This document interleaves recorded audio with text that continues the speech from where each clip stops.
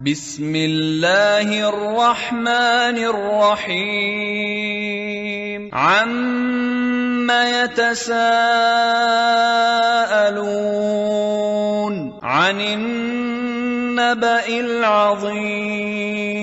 الذي هم فيه مختلفون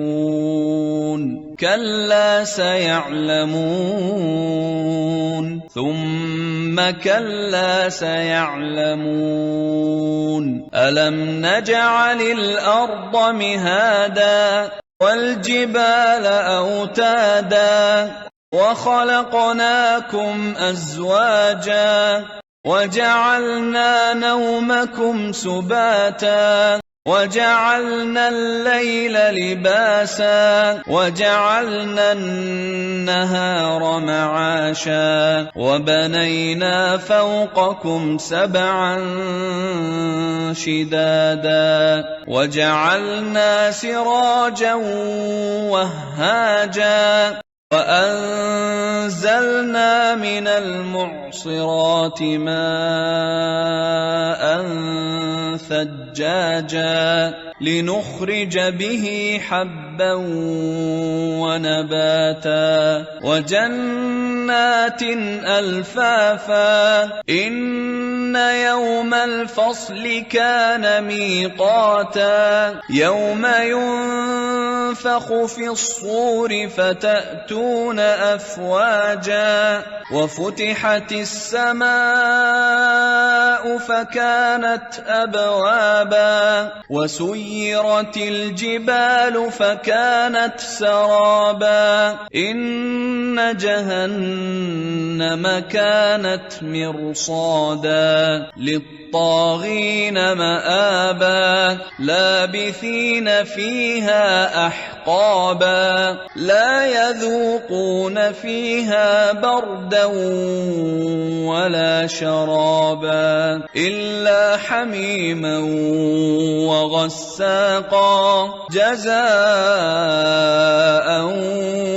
وفاقا إنهم كانوا لا يرجون حسابا وكذبوا بآياتنا كذابا وكل شيء أحصيناه كتابا فذوقوا فلن نزيدكم إلا عذابا إن للمتقين مفازا حدائق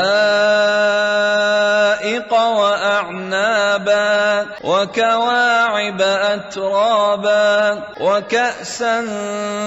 دهاقا لا يسمعون فيها لغوا ولا كذابا جزاء من ربك عطاء حسابا رب السماوات والأرض وما بينهما الرحمن لا يملكون منه خطابا يوم يقوم الروح والملائكة صفا لا يتكلمون إلا من أذن له الرحمن وقال صوابا ذلك اليوم الحق فمن شاء اتخذ إلى ربه مآبا إنا أنذرناكم عذابا قريبا